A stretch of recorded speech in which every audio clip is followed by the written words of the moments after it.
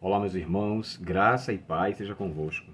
A lição de quinta-feira tem o título O Maior Mandamento.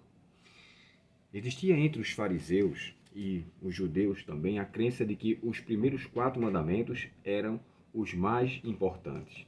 Eram os que, na verdade, deveriam ser levados em consideração. É tanto que você não vê, diante dos escribas, dos fariseus, nada que envolvesse algum benefício ao próximo. Eles refutavam, na verdade, eles descartavam essa questão. Por isso que Jesus chegou a descrever várias vezes que eles não tinham misericórdia para com os outros.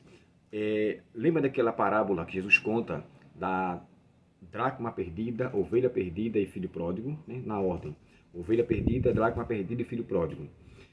Quando Jesus conta essa parábola, ele diz nas primeiras duas parábolas, né, tanto a dracma quanto a ovelha, ele fala assim: há alegria no céu por um pecador que se arrepende.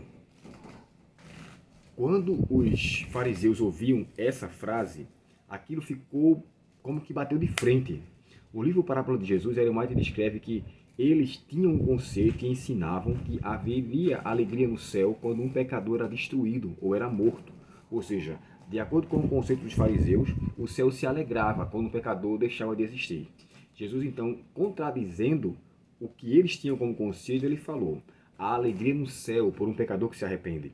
E agora, se tratando desse mandamento, da lei, eles nada faziam em relação ao próximo. Todos que eles faziam eram em relação aos 4 mandamentos, mas ele queria saber agora, entre eles, qual era o maior de todos eles. E pasmem com isso. Aquele escriba, de acordo com o livro O Desejado de Todas as Nações, no capítulo intitulado O Conflito, ele foi instigado pelos fariseus para fazer essa pergunta para Jesus, para ver se naquela resposta ele fosse colocar um mandamento acima do outro, ou colocar uma importância maior acima de algum outro mandamento. Eles pegariam ele como transgressor, uma vez que eles consideravam que os 4 primeiros mandamentos eram o mais importante.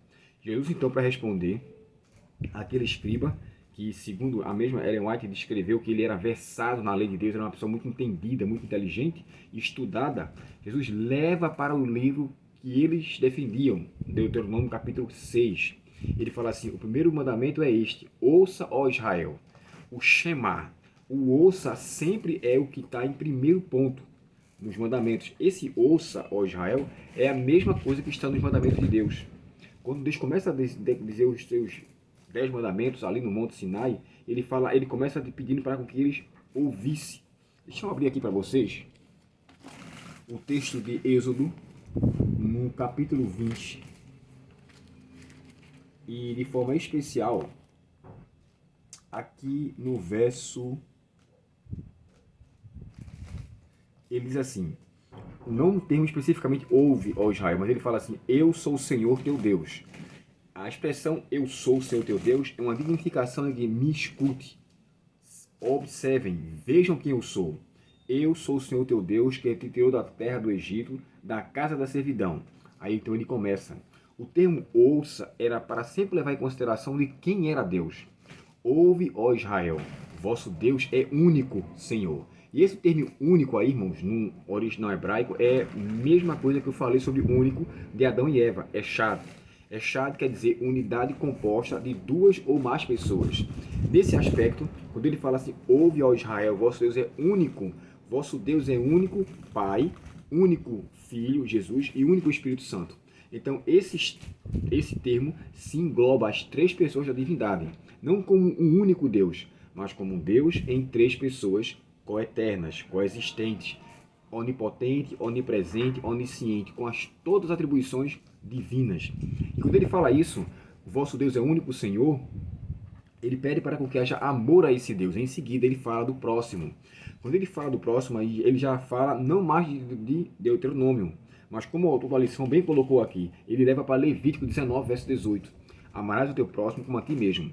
É curioso porque o próximo era visto por aqueles como só o grupo de israelitas, só o grupo de pessoas que estavam de fato fazendo parte da mesma nacionalidade ou religião.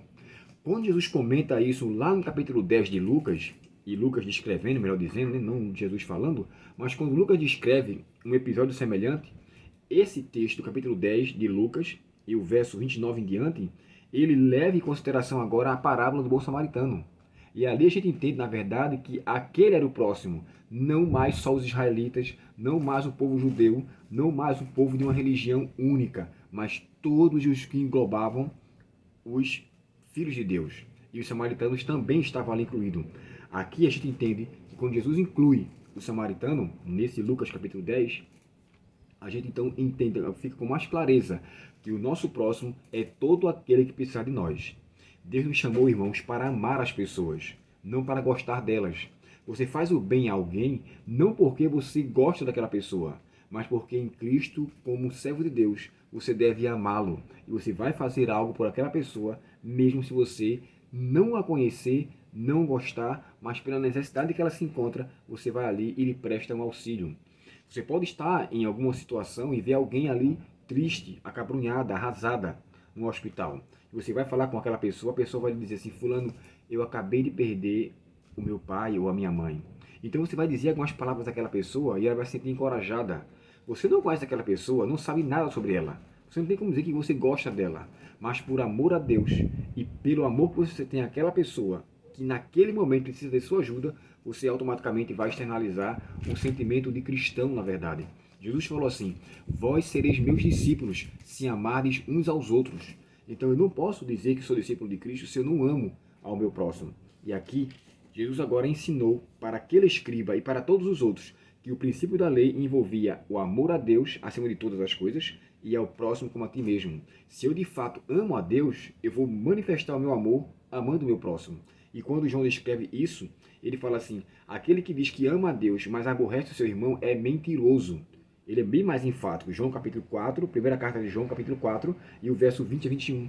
Então tenho que levar em consideração, se eu de fato sou discípulo de Cristo verdadeiro, eu vou amar o meu próximo, mesmo em meio a uma situação que eu não a conheço, que eu não sei do fato da sua situação no geral, mas eu sei que ele precisa de mim. Aquele homem que ajudou aquele que estava machucado, o samaritano, ele nem sabia quem era aquela pessoa, mas ainda assim ele foi lá e estendeu a sua mão. Façamos o mesmo também. O maior mandamento sempre é o amor. O texto sagrado nos diz assim: o ódio excita contendas, mas o amor cobre todas as transgressões. O amor foi o motivo maior de Cristo ter vindo a este mundo, porque Deus amou ao mundo de tal maneira que deu o seu Filho. Então, amor é uma evidência clara, faz parte da primeira característica do fruto do Espírito, pois o fruto do Espírito é amor. Aquele que não ama não conhece a Deus, porque Deus é amor. Pense bem na hora de odiar uma outra pessoa ou guardar mágoa de alguém.